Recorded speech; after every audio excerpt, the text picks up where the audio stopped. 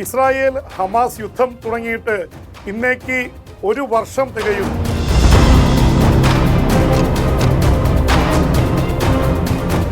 Hamas ഇസ്രായേലിലേക്ക് ഇരച്ചു കയറി 1200ഓളം ഇസ്രായേലി പൗരന്മാരെയും ഒപ്പം തന്നെ 250-ലേറെ പേരെ ബന്ദികളായും കൊണ്ടുപോയത് ഇതേ ദിവസമാണ്. 1200 ഇസ്രായേലികളെ ഒരു മ്യൂസിക് ഫെസ്റ്റിവൽ കണ്ടുകൊണ്ടിരിക്കുകയാണ് ഹമാസ് കയറി ആക്രമിച്ച് കൊലപ്പെടുത്തിയത്.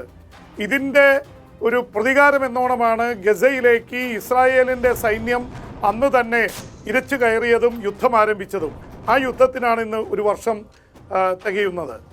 യഥാർത്ഥത്തിൽ ഈ യുദ്ധത്തിൻ്റെ കാര്യങ്ങളിലേക്ക് പോയാൽ പശ്ചിമേഷ്യ മുഴുവൻ പുകഞ്ഞു കത്തുന്ന രീതിയിലേക്ക് ഇത് മാറിയിരിക്കുകയാണ് ഒരു വർഷത്തിനുള്ളിൽ. അത് ഗസയിൽ മാത്രമല്ല, ഗസയിൽ നിന്ന് ലെബനനിലേക്ക്, അതുപോലെ തന്നെ ഇറാനുമായി ഒരു യുദ്ധത്തിൻ്റെ അന്തരീക്ഷത്തിലേക്ക്, ഹൂതികളുമായി യമനിലേക്ക്, സിറിയയിൽ, ഇറാഖിൽ ഒക്കെ പടർന്നു പിടിക്കുന്ന തരത്തിലേക്കാണ് കാര്യങ്ങൾ എത്തിയിട്ടുള്ളത്. ഇതിനകം ഒരു വർഷം തികയുമ്പോൾ ഗസയിൽ മാത്രം കൊല്ലപ്പെട്ട പാലസ്തീനികളുടെ സംഖ്യ 42,000-ആണ്. അതിൽ സ്ത്രീകളും കുട്ടികളും 30,000-ലേറെയാണ്. ആ തരത്തിൽ യുദ്ധം അതീവ രൂക്ഷമായി തുടരുന്നു എന്ന വാർത്തകളാണ് ഈ മണിക്കൂറുകളിലും വന്നുകൊണ്ടിരിക്കുന്നത്. ഞാൻ ഈ സംസാരിച്ചുകൊണ്ടിരിക്കുമ്പോൾ തന്നെ ലെബനനിലും അതുപോലെ തന്നെ ഗസയിലും ഇസ്രായേലിൻ്റെ ബോംബർ വിമാനങ്ങൾ ബോംബുകൾ വർഷിച്ചുകൊണ്ടിരിക്കുകയാണ്. നിരവധി പേർ കൊല്ലപ്പെട്ടുകൊണ്ടിരിക്കുന്നു. തിരിച്ച് ലെബനിൽ നിന്ന് ഹെസ്ബുള്ള വടക്കൻ ഇസ്രായേലിലേക്ക് നടത്തിയ ആക്രമണത്തിൽ 10-ലേറെ ഇസ്രായേലികൾക്ക് ഗുരുതരമായ പരിക്കേറ്റിട്ടുണ്ട്. മരണസംഖ്യ അറിവായിട്ടില്ല. ലെബനിൻ്റെ തലസ്ഥാനമായ ബെയ്റൂട്ടിൽ ഈ വർഷം തന്നെ നടത്തുകയാണ് ഇസ്രായേൽ. ഈ വാർഷിക ദിനത്തിൽ ഒരുപക്ഷെ പ്രതികാരദാഹി എന്നുള്ള രീതിയിലാണ് ഇസ്രായേൽ പെരുമാറുന്നത്. രണ്ട് രാജ്യങ്ങളിലും, പ്രത്യേകിച്ച് ഗസയിലും അതുപോലെ തന്നെ ഇസ്രായേലിലും ഇതുമായി ബന്ധപ്പെട്ട് വ്യത്യസ്തമായ ആചരണങ്ങൾ നടക്കുകയാണ്. അവിടെ ഇസ്രായേലിൽ രണ്ട് തരത്തിലുള്ള കാര്യങ്ങളാണ് നടക്കുന്നത്. ഒന്ന്, ഇസ്രായേലിൽ ബന്ദികളാക്കപ്പെട്ടു പോയവരുടെ ബന്ധുക്കൾ, ഒപ്പം തന്നെ അവിടെ കൊല്ലപ്പെട്ട 1200ഓളം ഇസ്രായേലി പൗരന്മാരുടെ ബന്ധുക്കളൊക്കെ ചേർന്ന് അവർ ഒരു ദുഃഖാചരണം നടത്തുന്നു, അവരെ ഓർമ്മിക്കുന്നു, അനുസ്മരണ യോഗങ്ങളും പ്രകടനങ്ങളും നടക്കുന്നു. ഒപ്പം തന്നെ ഈ ബന്ദികളിൽ പകുതി പേരെ മാത്രമേ ഇതുവരെ വിട്ടയക്കാൻ കഴിഞ്ഞിട്ടുള്ളൂ. അതും ഈ യുദ്ധത്തിനിടയ്ക്ക് ഉണ്ടായിട്ടുള്ള വെടിനിർത്തൽ ധാരണയിലാണ് പകുതി പേരെ വിട്ടയച്ചത്. 100-ലേറെ പേർ ഇപ്പോഴും ഹമാസിൻ്റെ കൈവശമുണ്ട്. അവരെ വിട്ടയക്കാനായി ഇസ്രായേൽ വേണ്ടത്ര ശ്രമിക്കുന്നില്ല. ആ ആരോപണമുന ചെല്ലുന്നത് ഇസ്രായേലി പ്രധാനമന്ത്രി ബെഞ്ചമിൻ നെതന്യാഹുവിന് നേരെയാണ്. ബെഞ്ചമിൻ നെതന്യാഹു എന്തുകൊണ്ടാണ് കാര്യത്തിൽ ഒരു നിലപാടെടുക്കാത്തത്? ബന്ദികളെ വിട്ടുകിട്ടാൻ വേണ്ടി വന്നാൽ വെടിനിർത്തൽ വേണമെന്ന് ആവശ്യപ്പെട്ടുകൊണ്ട് ഈ മണിക്കൂറുകളിലും ഇസ്രായേലിലെ തെരുവുകളിൽ അതുപോലെ തന്നെ നഗരപ്രദേശങ്ങളിലൊക്കെ വലിയ പ്രതിഷേധ പ്രകടനങ്ങൾ നടക്കുന്നു. ഒരു ഭാഗത്ത് പ്രതിഷേധ പ്രകടനം, വേറൊരു ഭാഗത്ത് അനുസ്മരണ സമ്മേളനം. അതേസമയം ഇസ്രായേലും ഗസയും വിട്ട് മറ്റു രാജ്യങ്ങളിലേക്ക് ചെല്ലുമ്പോൾ വളരെ വ്യത്യസ്തമായ ലോകമെമ്പാടും പ്രതിഷേധ പ്രകടനങ്ങൾ നടക്കുകയാണ്. പാലസ്തീനെ അനുകൂലിച്ചുകൊണ്ടുള്ള പ്രകടനങ്ങളാണ് അധികവും. അത് അമേരിക്കയിലെ ന്യൂയോർക്കിലും അതുപോലെ തന്നെ പ്രധാനപ്പെട്ട നഗരങ്ങളിൽ മുഴുവൻ നടക്കുന്നുണ്ട്.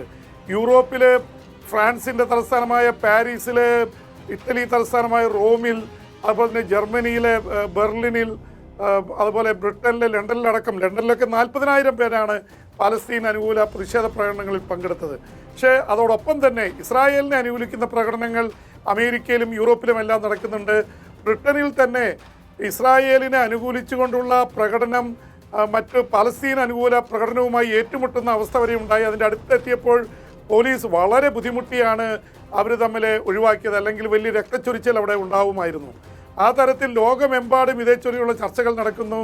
ഐക്യരാഷ്ട്രസഭ പലപ്പോഴും നോക്കുകുത്തിയായി നിൽക്കുന്നുവെന്ന ആരോപണം അതീവ ശക്തമാണ്. അതുകൊണ്ടായിരിക്കണം ഇന്ത്യയുടെ വിദേശകാര്യമന്ത്രി എസ് ജയശങ്കർ തന്നെ പറഞ്ഞത്, ഒരു പഴഞ്ചൻ കമ്പനിയുടെ അവസ്ഥയിലാണ്, ഒരു ടെക്നോളജിയും ഒരു മാറ്റവും ഇല്ലാത്തൊരു പഴഞ്ചൻ കമ്പനിയായിട്ടാണ് UN ഐക്യരാഷ്ട്രസഭ പ്രവർത്തിക്കുന്നതെന്ന്.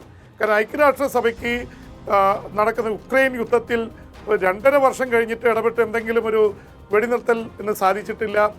ഇസ്രായേൽ ഹമാസ് യുദ്ധത്തിൻ്റെ കാര്യത്തിലും ഐക്യരാഷ്ട്രസഭ നോക്കുകുത്തിയായിട്ട് നിൽക്കുകയാണ്. ഇൻഡിവിജ്വൽ ആയിട്ടുള്ള രാജ്യങ്ങളാണ് അതിലിടപെടുന്നത്. ഒരുപക്ഷെ അമേരിക്കയും ഖത്തറും ഈജിപ്തുമാണ് ഏറ്റവും കൂടുതൽ മധ്യസ്ഥ ചർച്ചകൾ ഇസ്രായേൽ ഹമാസ് യുദ്ധത്തിൽ നടത്തിയത്.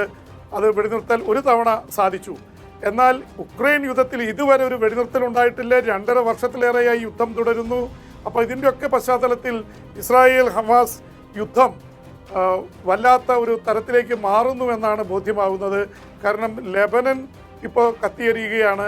ഗസയിൽ ഒരു പ്രത്യേകതയുള്ളത്, ഗസയിലെ വടക്കൻ ഗസയിലാണ് ഇവർ യുദ്ധം ആരംഭിച്ചത്. ഇസ്രായേൽ വടക്കൻ ഗസയിലെ ജബാലിയ ക്യാമ്പ്, അതുപോലെ തന്നെ അടുത്തുള്ള മറ്റു ദുരിതാശ്വാസ ക്യാമ്പുകൾക്കൊക്കെ ഒരു വർഷം തികയുന്നതിൻ്റെ ഓർമ്മയ്ക്കായിട്ട് വന്ന് ബോംബിട്ടിരിക്കുകയാണ് ഇസ്രായേൽ.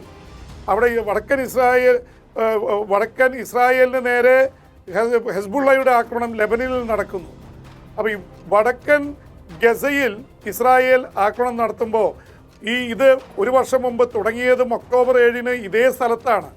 എത്രയോ ദിവസങ്ങളും മാസങ്ങളും വടക്കൻ ഗസയിൽ പോരാടിയതിന് ശേഷമാണ് ഇസ്രായേലിൻ്റെ സേന തെക്കൻ ഗസയിലേക്കും അതുപോലെ തന്നെ മധ്യ ഗസയിലേക്കൊക്കെ നീങ്ങിയത്. വടക്കൻ ഗസ ഞങ്ങൾ പൂർണ്ണമായി മോചിപ്പിച്ചു എന്നാണ് പറയുന്നത്. ഇപ്പോൾ പറയുന്നത് ഹമാസിൻ്റെ ആൾക്കാർ വടക്കൻ ഗസയിലുണ്ടെന്ന് പറഞ്ഞുകൊണ്ടാണ്. ഒരു വർഷം മുൻപ് എന്ത് ചെയ്തോ അതേ ആക്രമണം തന്നെ വടക്കൻ ഗസയിൽ നടത്തുന്നത്. 25-ലേറെ പേർ കൊല്ലപ്പെട്ടിട്ടുണ്ട്. ഇപ്പോഴും ആക്രമണം തുടരുകയാണ്. 40,000 പേര് കൊല്ലപ്പെട്ടതിൻ്റെ ദുഃഖാചരണത്തിലാണ് ഗസയ്ക്ക് വേണ്ടി ഒരുപാട് രാജ്യങ്ങൾ രംഗത്തുണ്ട്. ഒരുപക്ഷെ ഇസ്രായേലിനെ അനുകൂലിക്കുന്ന യൂറോപ്യൻ രാജ്യങ്ങളിൽ ഏറ്റവും ശക്തമായിട്ടുള്ള വിമർശനം ഇസ്രായേലിനെതിരെ നടത്തിയത് ഫ്രാൻസാണ്. ഫ്രഞ്ച് പ്രസിഡന്റ് ഇമ്മാനുവൽ മാക്രോൺ പറഞ്ഞത് ഇസ്രായേലിന് ആയുധം കൊടുക്കരുത്, ഈ രീതിയിൽ രക്തച്ചൊരിച്ചിലിന് അവസരമുണ്ടാക്കരുത്. ഇതിനെതിരെ ബെഞ്ചമിൻ നെതന്യാഹു ഇസ്രായേലിൻ്റെ പ്രധാനമന്ത്രി ഫ്രഞ്ച് പ്രസിഡന്റിനെ അതിരൂക്ഷമായിട്ട് വിമർശിച്ചു. ഞങ്ങളെ പിന്തുണയ്ക്കുന്നതിന് പകരം ഞങ്ങൾ വിമർശിക്കുന്നവർ എതിരാളികളായിട്ടുള്ള ഭീകരവാദികളെയാണ് പിന്തുണയ്ക്കുന്നതെന്ന് ബെഞ്ചമിൻ നെതന്യാഹു പൊട്ടിത്തെറിച്ചുകൊണ്ട് പറഞ്ഞു.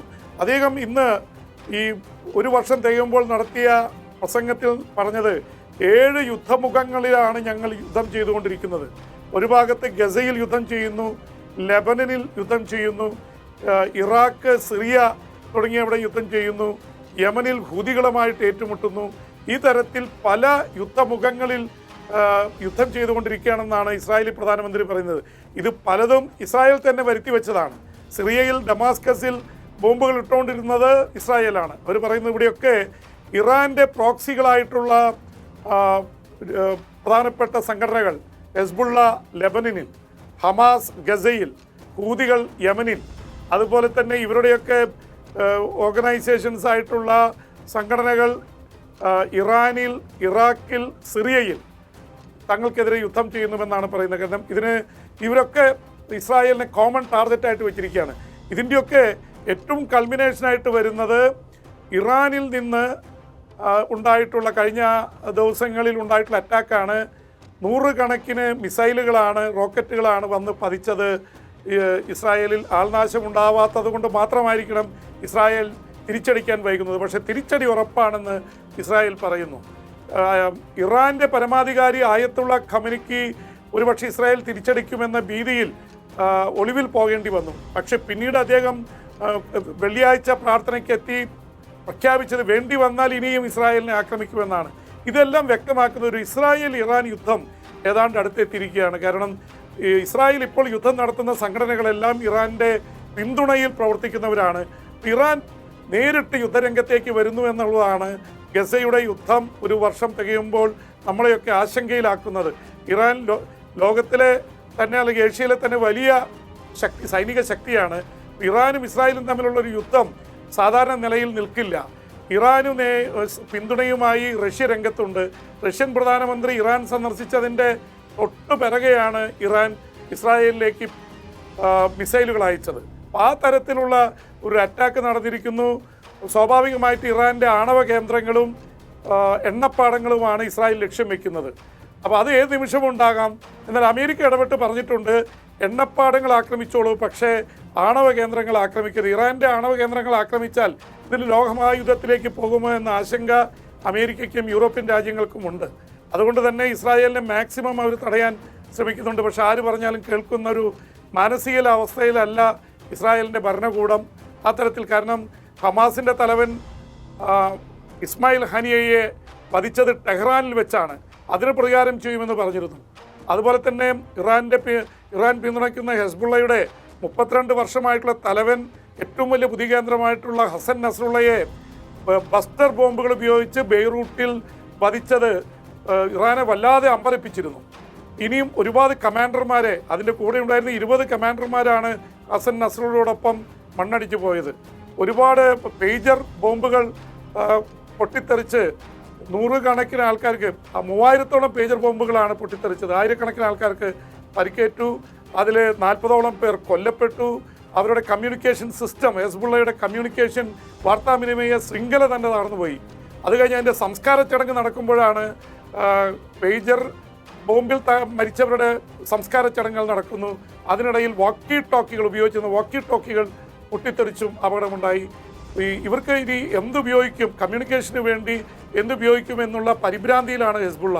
അപ്പോൾ യഥാർത്ഥത്തിൽ 20 വർഷത്തോളം നടന്ന ഒരു ഗവേഷണത്തിലൂടെ ഈ ഹെസ്ബുള്ളയുടെ നെറ്റ്വർക്കും അവരുടെ നേതാക്കളെ മൂവ്മെൻറ്റും എല്ലാം പഠിച്ചറിഞ്ഞ് സാറ്റലൈറ്റും AI ആർട്ടിഫിഷ്യൽ ഇൻ്റലിജൻസിൻ്റെ അല്ലെങ്കിൽ നിർമ്മിത ബുദ്ധിയുടെയൊക്കെ ഇതോടുകൂടിയാണ് ഈ നേതാക്കളെ മുഴുവൻ ഉന്മൂലനം ചെയ്യുന്ന അവസ്ഥയിലേക്ക് മൊസാദ് മാറിയത്.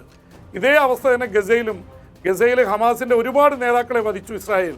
അപ്പോൾ അവരുടെ നേതാക്കളുടെ നിരകളെ മുഴുവൻ ഇത് ചെയ്യുന്നു, തുരങ്കങ്ങളിലേക്ക് കയറി അറ്റാക്ക് ചെയ്യുന്നു. തിരിച്ചും സംഭവിക്കുന്നുണ്ട്. ഇസ്രായേലിൻ്റെ നിരവധി സൈനികർ കൊല്ലപ്പെട്ടിട്ടുണ്ട്. അതിൻ്റെ യഥാർത്ഥ കണക്ക് ഇസ്രായേൽ പുറത്തുവിടുന്നില്ല. ഇപ്പോൾ ഹെസ്ബുള്ളയുമായിട്ടുള്ള ഏറ്റുമുട്ടലിൻ്റെ ഭാഗമായി ലെബനിലേക്ക് കരയുദ്ധം തുടങ്ങിയപ്പോൾ തന്നെ ഇസ്രായേലിൻ്റെ 1 ഡസൻ സൈനികർ കൊല്ലപ്പെട്ടിരുന്നു. നിരവധി ടാങ്കുകൾ തകർക്കപ്പെട്ടു. ഇപ്പോഴും രൂക്ഷമായ യുദ്ധം തുടങ്ങിയിരിക്കുകയാണ്. ഹെസ്ബുള്ളയ്ക്ക് ട്രെയിൻഡ് ആയിട്ടുള്ള 1 ലക്ഷത്തിലേറെ ആർമിയുണ്ട്. അവരുമായിട്ട് ഏറ്റുമുട്ടി തുരങ്കങ്ങളിലൊക്കെയുള്ള ഒളിയുദ്ധം നടന്നാൽ തിരിച്ചു കയറുക ഇസ്രായേലിന് അത്ര എളുപ്പമായിരിക്കില്ല. പക്ഷേ വേറെ വഴിയില്ല. ലെബനിൽ നിന്ന് ഹെസ്ബുള്ള നൂറുകണക്കിന്, ഒരുപക്ഷെ കഴിഞ്ഞ 1 വർഷത്തിനുള്ളിൽ അവർ ഏതാണ്ട് 10,000-ഓളം റോക്കറ്റുകളാണ് ഇസ്രായേലിലേക്ക് വർഷിച്ചത്. അതുകൊണ്ട് തന്നെ ഏതാണ്ട് 1 ലക്ഷം വടക്കൻ ഇസ്രായേലിലുള്ള പൗരന്മാർക്ക് മാറിപ്പോകേണ്ടി വന്നു. അവരെ തിരിച്ചു പാർപ്പിക്കുമെന്നുള്ള പ്രഖ്യാപനം നടത്തിയാണ് ബെഞ്ചമിൻ നെതന്യാഹു ഇപ്പോൾ ലെബനൻ ആക്രമിച്ചിട്ടുള്ളത്. ഇതെല്ലാം കൂടി ഒരുമിച്ച് ചേർന്ന് ഇറാനും ഇസ്രായേലും തമ്മിലുള്ള യുദ്ധമുണ്ടായാൽ ആണവായുധങ്ങൾ പ്രയോഗിക്കുമോ എന്നുള്ള ഭീതി നിലനിൽക്കുന്നുണ്ട്.